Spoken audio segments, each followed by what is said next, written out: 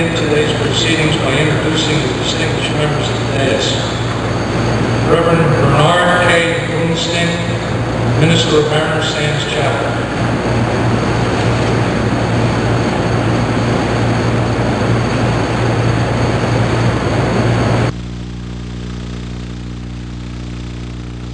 President and General Manager, Stuart Operations, Grumman Aircraft Systems Division.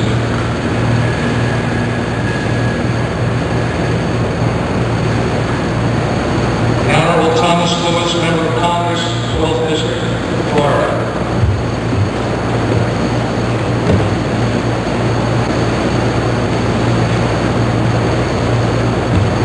Major General Ellis T. Parker, Commanding General, U.S. Army Aviation Center.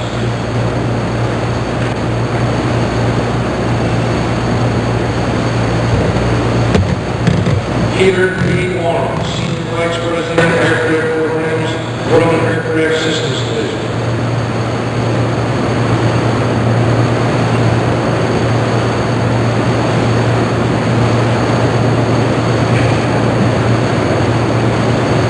Major General Richard Stevenson, Commanding General, U.S. Army Aviation Systems Command.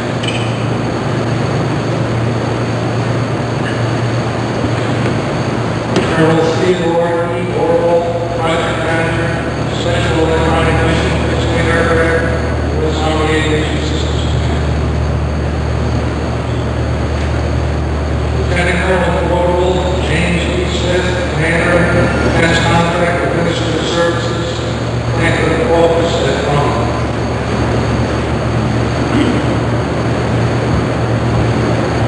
Everybody will please rise for the presentation of colors and remain standing for the invocation.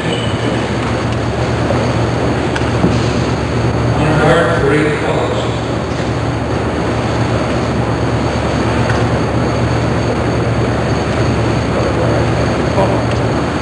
2 steps out.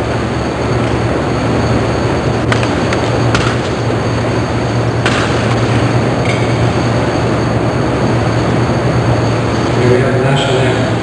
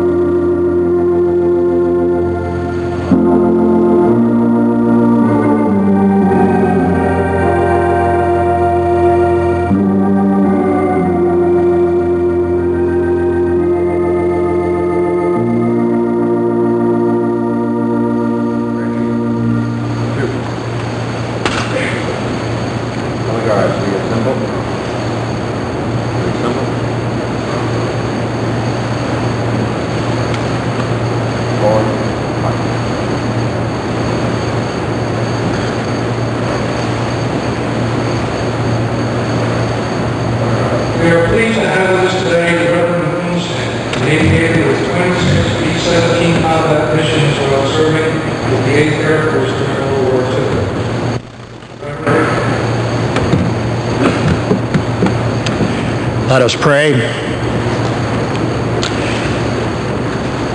Almighty God, we thank Thee for all the blessings of this life, and today especially for those that are ours in this free land.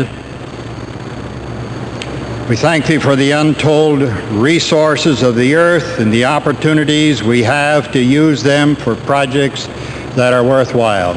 And our prayer this morning is for the leaders of industry and of government and of the military and all who work with them, that this land can continue to be that place that we enjoy so much with our families. Make our nation great in those things that are great with thee.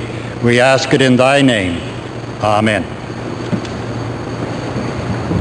Please be seated.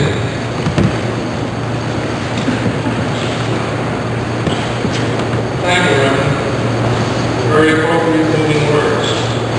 We are fortunate indeed today to have so many distinguished guests to help us commemorate this milestone in the development of the Mohawk Multi-Stage Improvement Program.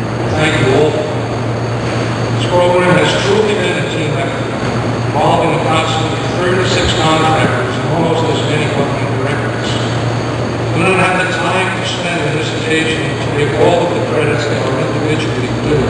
So please accept what we all well done as a sign of our appreciation.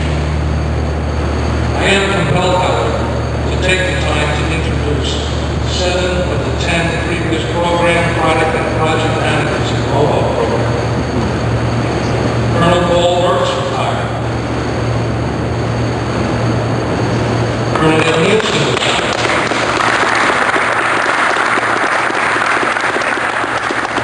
Colonel John Love, retired.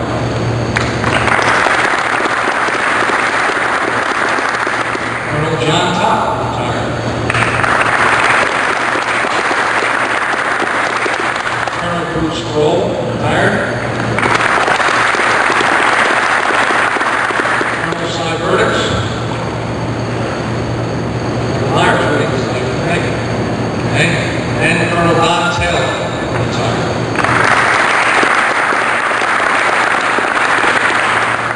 Ladies and gentlemen, the tenure of these individuals extends over a period of 23 years in the program. As a result of their interest and dedication, that has allowed the Mohawk to continue to serve the needs of the Army for almost 30 years now. Their legacy is now in the capable hands of Colonel Ted Orwell, President of Project Management. I'd like to introduce the first speaker for today, to Robert E. Watkins, Vice President and General Manager of Stuart Operations. Thank you, Tom. Good morning. On behalf of the 1,200 employees at Stuart, I'd like to welcome you all to our facility, the home of Army Aviation's best airplane, the Mohawk. In its wisdom, Grumman saw fit to occupy this facility back in 1950. For those of you who may not be familiar with a little bit of the history of the field itself, it's a World War II vintage Navy training and anti-submarine base, which, as I said, the company started operating on in 1950. In 1964, it became a production facility. During that time span, from 1950 to 1988, there have been a tremendous number of programs that have passed through this facility. However, none have been important as the Mohawk. It has truly been the cornerstone of our operation, and with the continuation of our advancement of technology, we look forward to having the airplane and the important role that it plays at this facility with us for a good number of years to come. On behalf of that Grumman team, I'd like to welcome you all. I'd like to repeat what Tom said in deference to the weather, and to the gentleman here, if you'd like to take your jackets off, fine. And having said the informal part of my introduction, I'd like to now proceed with the honor part that I have. All of us throughout this country are blessed with being represented both on a state and a U.S. government level with representatives who are truly patriots in their own right. We are blessed in this area with a congressman who has, among his accomplishments, can count on the fact that he has the largest growing constituency in the United States of America among all congressmen. Tom Lewis has 1 million people in his district, and those of us who live in the area are not surprised by that because most of them are on the Roosevelt Bridge every morning. Without further ado, it's my pleasure from a personal standpoint and my honor from a professional standpoint to introduce the Honorable Tom Lewis. Tom? Thank you. Thank you very much, Bob. for that generous introduction. I expected something a little different. We have a private joke, and Bob sort of warned me, he said I finally get a chance to get even. So I was sitting there with my heart in my mouth. But it is a great day for all of us here in Stuart and here at Grumman. I talked a while back with one of our aces of aces, Captain McCampbell of Delray Beach, who shot down 9 Japanese on one mission, and he shot down 36 aircraft and several ground kills in World War II. And just talking with him, he said, you know, I never had an aerial failure of my equipment. He said, Grumman builds a great airplane. And Grumman has built great airplanes for a number of years, and particularly those who have been involved with the Navy recognize the value of the workmanship that goes into Grumman products. Now, I'm not here to advertise Grumman, of course, but I have to look at the past history, how Grumman has been involved, and recognize that freedom is very precious to all of us, and Grumman is an arm of freedom. And over the years and through many wars, have been able to help us provide and protect our freedom and preserve it. And we're continuing to do that today with the rollout of the latest Mohawk. The Mohawk, as you know, has been in service for 25 years, and the Army is looking to continue to keep the Mohawk well into the 1990s. We all are thankful for the Mohawk, but I think many of us are also thankful for the the quality of product that comes out of these hangars. And the quality of product can only be attended to the people who provide that product. As you walk around and talk with the people here in Stuart, and I've had many tours through this plant, and talk with the people who are involved, you recognize the quality and pride that they have in the work that they do. And I think this is a tribute to the people of Grumman and also to the Grumman Corporation. The economic growth and development of this area certainly has to look to Grumman for what it provides to the area. But Grumman is more than a local entity. It is really part of this community, and it is a family-oriented organization. I've attended the company picnics the last few years, and I'm certainly impressed with the tremendous intermingling of management and the lowest graded worker here at Grumman. You don't see that too often in too many companies, and I think that's something that Grumman can be well proud of. Grumman is people-oriented and family-oriented, and you can't ask for much more than that. To give you an idea of the community support, Grumman contributed 50 acres to the local YMCA, which probably will be one of the greatest YMCAs in this country when the complex is completed, and they have to thank Grumman for that. Such actions will continue to build friendship and provide a stronger foundation for everyone here in this particular area. And I believe that the trust and dedication will go a long way for Grumman and the people of Stuart. I'm proud to have Grumman in my district. I'm proud to have the people of Grumman in my district, and I'm really proud that I have what I consider one of the greatest districts in the country and the greatest people that comprise that district. So I thank all of you for allowing me to be with you today, and I look forward to the rollout of this great airplane. Thank you very much.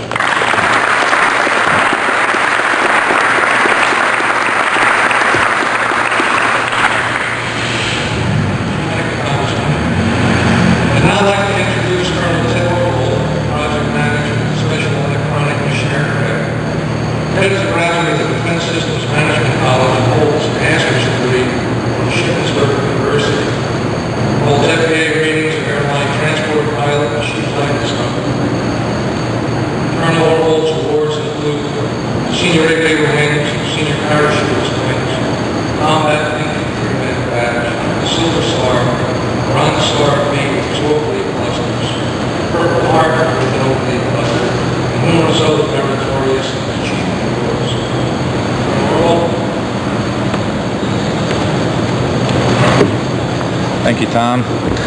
Congressman Lewis, Mr. Oren. And distinguished guests and my fellow previous PMs, thanks for attending this major milestone in the life and evolution of the OV-1 Mohawk. A little over 25 years ago, when the Mohawk was initially inducted into the Army aviation, very few imagined that it would still be flying into the 1990s and perhaps into the 21st century.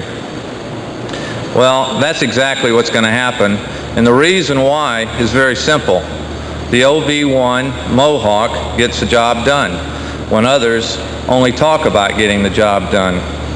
It has, it does today, and it will continue to provide support to national authorities and tactical commanders on a daily and routine basis, whether in support of the JCS Peacetime Aerial Reconnaissance Program or to those tactical commanders engaged in the combat operations that previously have been exposed by the OV-1 Mohawk. Today we're pleased to recognize some of those past service of the OV-1 and usher it into a new decade as we roll out the OV-1 multi-stage improvement program. It's an integral part of the aviation team, and we're proud to be a part of Army aviation, and we look forward with a lot of enthusiasm as we proceed into supporting the Army Air-Land Battle Doctrine. The OV-1 multi-stage improvement program encompasses three major areas that we're very proud of, and is the eventual and the evolutionary types of developmental programs that are essential to any aircraft, especially if it has a tactical role. These three areas that we're improving the Mohawk on are safety, survivability, and supportability. With the safety improvements that we're putting on the OV-1 Mohawk, we'll be able to provide a greater margin of safety to our crews that fly them around the world on a daily basis, and we'll be able to expand the operational capability to include a wider variety of flight regimes and weather conditions.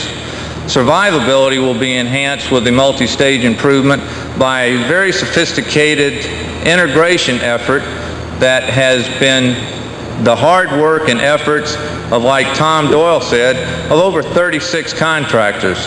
And we salute you. Not only the contractors that is led by Grumman and Honeywell, but all of those little contractors that are represented here that are going together to put those survivability, avionics, and navigation and communication flight control systems to upgrade the OV-1 Mohawk. I know of no other program, short of the LHX program that is under development right now, that has a more sophisticated suite of aircraft survivability equipment and in being integrated into a single weapon system. And I'm very proud to be a part of it. And I salute all of those who came before me that started the ball rolling. And today, I share your happiness and your enthusiasm as we look forward to what the Mohawk will give the Army in the future. And finally, I'd be remiss if I didn't salute, and on the part of the government, those wonderful workers that are down on the floors in your individual plants around the country that provide all the individual components to put together a single system, that are out here in the hangars on a daily basis working. We today, those who are representing the government, salute you for the quality of work around the country that supports this program. And especially, let me add one special note, and that's from the soldiers and the air crews that fly the OV-1 Mohawk and eagerly await the aircraft once it's finally fielded and given to them out in operational units. Thank you very much.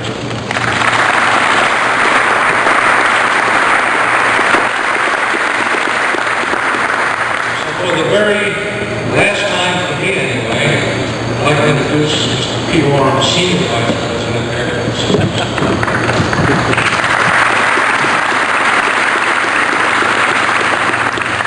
That all doesn't take effect until the 1st of July, so there's still time. Congressman, General Officers. Distinguished guests, ladies and gentlemen, good morning. Let me add my welcome to the Mohawk Rollout ceremony. The Mohawk has been the U.S. Army's primary surveillance platform since its introduction into service in 1960. By the way, it was pointed out to me this morning the introduction was at about 11,500 pounds. We now have a 19,000-pound airplane. We may be the first airplane in history that doubles in size in its lifetime. It's possible, I suppose. During those years, it has been actively deployed in Europe, Korea, Vietnam, and other areas where long-range knowledge of peacetime and hostile activities has been essential to our commanders' decisions. To date, 380 OV-1s have been manufactured and delivered, with production ending in 1970. In addition, over 110 aircraft have been recycled here in Stuart through Grumman for configuration upgrading beginning in 1973, with older OV-1B and OV-1C aircraft being modified to the present OV-1D and RV-1D configurations. Today, there are 124 Mohawks in use by the Army's active and National Guard components. The prototype OV-1D multi-stage improvement program aircraft represents another milestone in the history of the Mohawk. Although it appears similar to other OV-1Ds, internally it incorporates many new technologies and improvements which will enhance its operational capabilities and assure its supportability into the year 2000 and beyond. New navigation, communication, computerized display systems, and electrical systems are state-of-the-art. The service life of the aircraft has been extended from 7,000 to 12,000 hours. And in the future, the Mohawk will be enhanced further with an increased horsepower engine and a modernization of the side-looking airborne radar.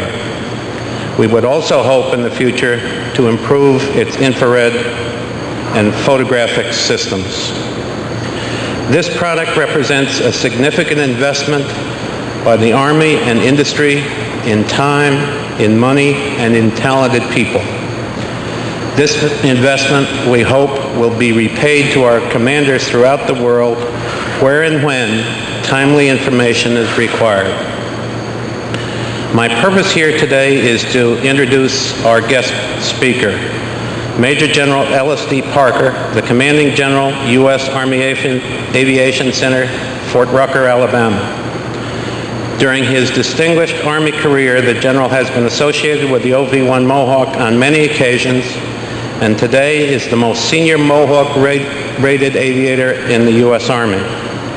I would add probably the senior-rated Mohawk aviator any place in the world. He has been awarded the Distinguished Flying Cross, the Bronze Star Medal with 2 oak leaf clusters, the Meritorious Service Medal with 2 oak leaf clusters, and 23 air medals. General Parker is responsible for training Mohawk and all other Army aviators. Ladies and gentlemen, Major General Don Parker.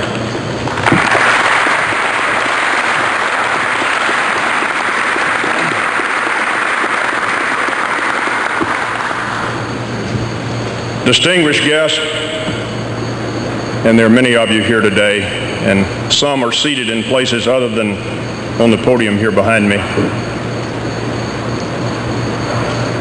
Ladies and gentlemen, fellow Mohawkers, today is a very special day. It is a very unusual day for me for several reasons. First of all, I arrive here and Ted tells me that I am the keynote speaker, quote unquote. Now, I knew that I would be called upon to say a few words, but had I known that I was the keynote speaker, first of all, I probably would have been in a different uniform, but then I guess we're all in our duty uniform. Secondly, I would have paid more attention to what it was I intended to say. Thirdly, I would have asked Ted to move me further up on the speaking rostrum here, because when you follow as many experts as I have just followed, most good things that can be said have been said, and so it leaves you holding an empty bag, even if you had known you were the guest speaker and had time to prepare for it. So thanks a lot, Ted. I exaggerate a little, but not much. It is a very special day. It's a great day for many reasons, and I shall articulate a few of those to you as I view them. Now, I must tell you up front that recently I was at the rollout for the V-22, and we do not match the crowd that attended the rollout for the V-22. But then I hope if we product improve the V-22 30 years from now, they will draw as good a crowd as we have here, because I hope the machine, and I have faith that it may, last us that long and we'll get that much goodness out of it, but it probably will draw a crowd comparable to this 30 years from now if we do a multi-stage improvement program on it. Grumman Iron Works builds a good aircraft. That's common knowledge throughout the aviation industry and throughout the Army, throughout the world. And the evidence to that fact is behind me right now. And I'll tell you, each and every time that I see or hear a Mohawk fly over, and that is quite frequently, it has such a warm spot in my heart that I pause momentarily and look for it. And that is a true story. I have spent a great number of hours on that very hard Martin Baker seat, and I'm glad that it's like arriving at the fishing hole and they say, boy, they were biting yesterday, but not today. However, I'm glad that they finally softened that seat up and made it a little bit more comfortable. Roughly a bicentennial ago, our founding forefathers were struggling with nation building. And they would, as you well know, develop a constitution that stands as a prototype, a model for the world today. I started to say the free world, but I'll say the world. And in that Constitution, they provided for the individual rights and freedoms of each of us. And they provided for a common defense. But they knew, just as we know today, that those freedoms were in fact not free, that a price had to be paid in order to obtain and retain those freedoms. And that price is a strong national defense. And I like to just simplistically reduce it to the equation of reflect back to our childhood days in school. And the biggest guy on the campus, maybe that stood 6'4", 5, or 6, and weighed 200 pounds, the little guys who were the size of me at that time, we did not fool with him. We just did not challenge him. That's very simplistic. But a strong national defense helps ensure that we will never have to use it on the battlefield. And so our founding forefathers understood the responsibility for that, and they carved that out in those very critical formulation days in building our Constitution. Now, what makes a strong defense? Quality people. And of course, our great nation has that. And our Army today is assessing the finest young soldiers, God be my witness, the finest young soldiers that I've seen in my 30 years in the Army.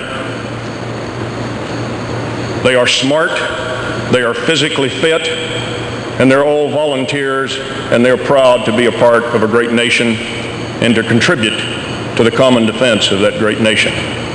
And then a great training program for those youngsters is required. And I tell you, this year, as we speak now, this is the year of training within our Army, and we have a Chief of Staff who has dedicated himself to that, fully supported by the Secretary and the Army from the PFC to the most senior guy we have. And so we take those great youngsters and develop and execute a good training program. But we must have good technology. We must have the weapon systems. As important as spirit, blood, guts, determination, training, and all of that is, the technology that the industrial world has offered us and others has put us at a level now where one cannot go win on training alone, on spirit alone. You must have the technology and be able to bring it to bear.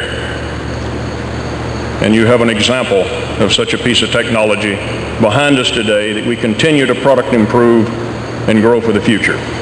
And you must have sound doctrine that assesses the threat and then conceptualizes how you will take those bright, motivated, physically fit, well-trained soldiers with great technology that you have developed and put in our hands and that we have trained them on, and will bring it to bear in a manner that we can convince others that they should not test us. And it's those kinds of things that make up a strong defense, and that strong defense ensures that we can pay through our tax dollars in our pocketbook and not through the lifeblood of our youngsters to maintain that freedom that we all cherish.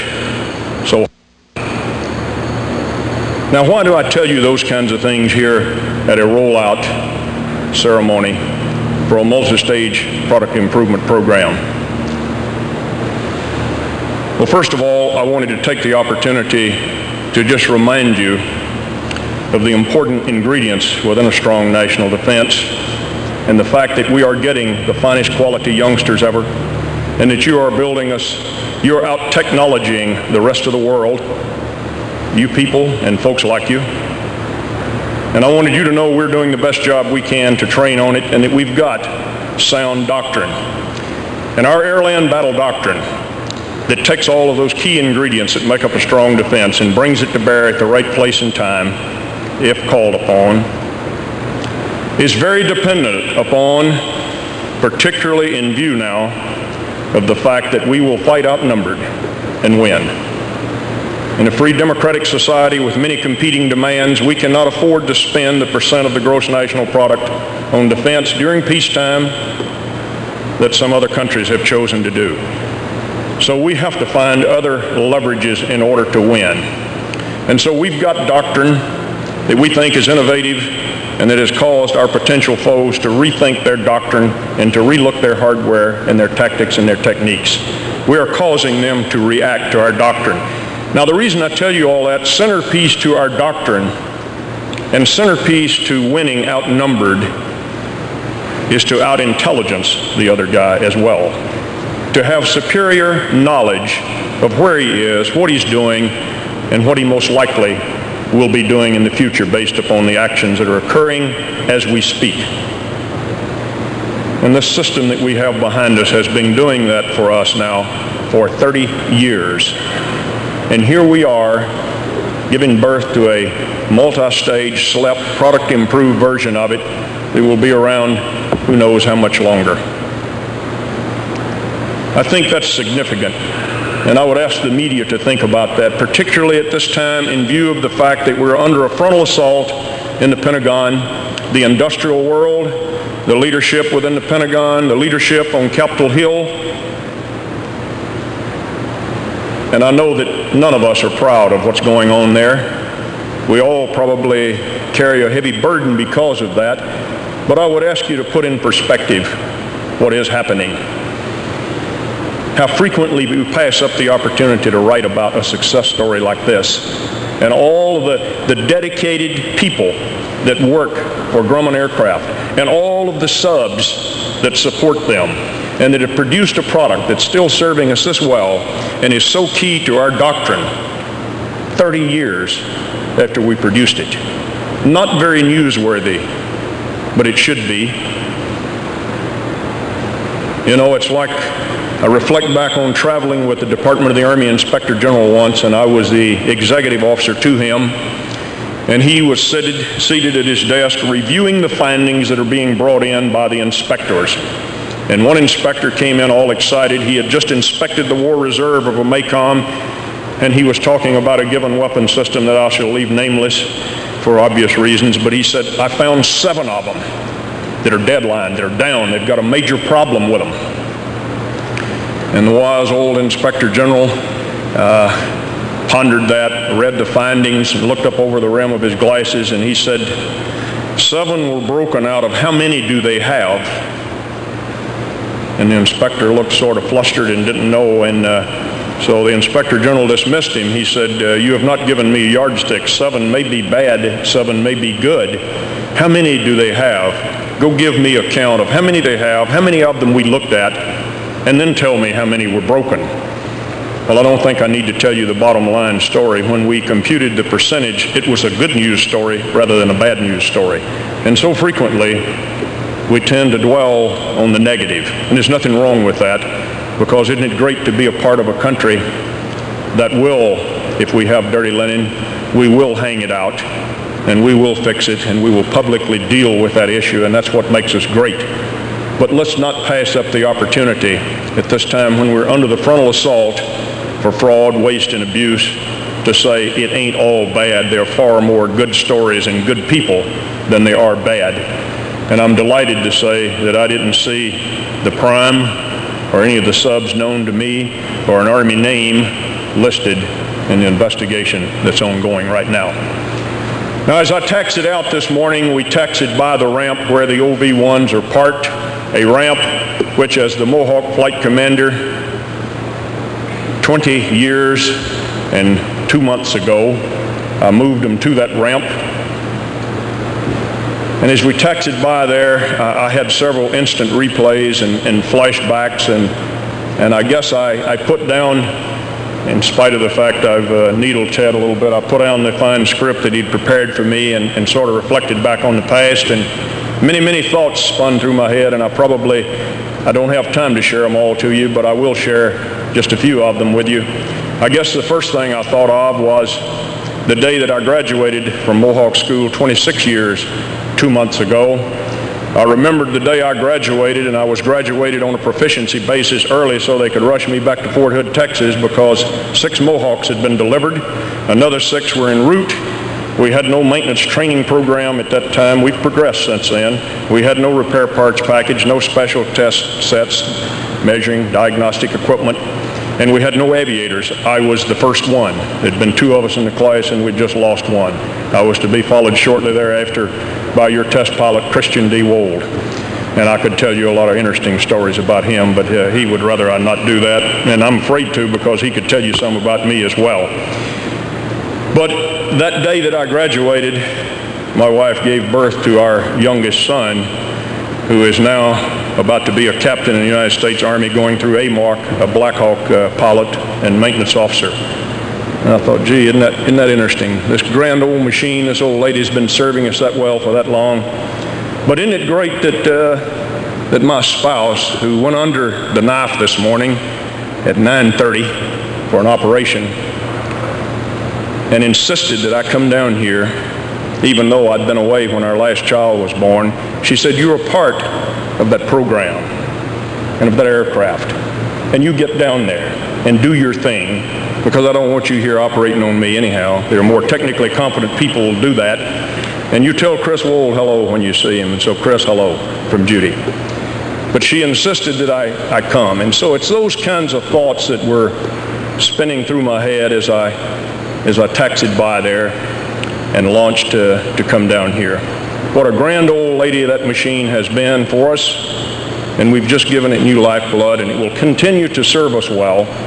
And gathering intelligence on the battlefield is probably one of our weaknesses, but one of our most important tasks that we've got to do if we're to take the fine young soldiers, the great technology you've handed us, and fight outnumbered and win, but more importantly, to show a strong enough national defense that no one wants to challenge us on the battlefield of tomorrow. I certainly appreciate the opportunity from Grumman, the project manager, the support from Dick Stevenson and his shop at AVSCOM, the entire EMC community, the Army leadership, the Congress for supporting us for our defense programs.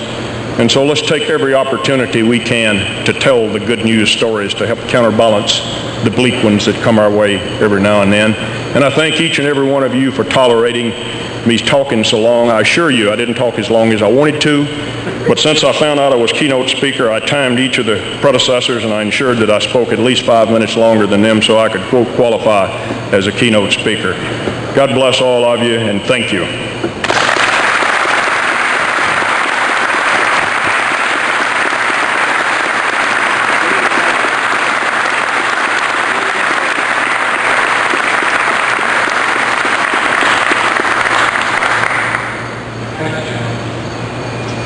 Ladies and gentlemen, this concludes the formal portion of the ceremony. I would, however, like to invite all of you to view the prototype behind us.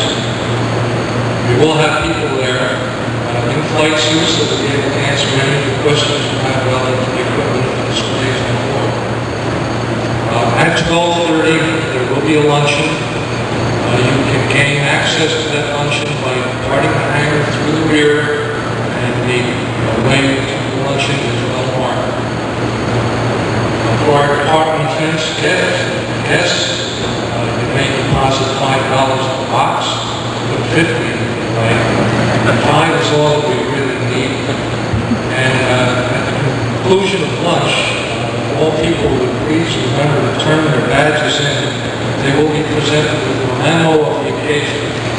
And for our department fence friends, the prices memo is included in the lunch. And we thank you again for coming. Please feel free